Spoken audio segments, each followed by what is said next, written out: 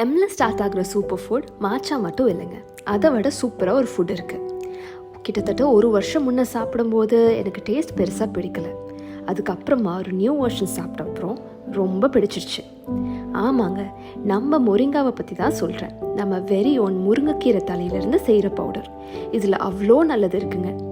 இதில் 92 nutrients and 46 anti oxidants இருக்குங்க. அது மட்டும் இல்லாமல் இது ஆன்டி மைக்ரோபியல் அண்ட் ஆன்டி ஃபங்கலும் கூட.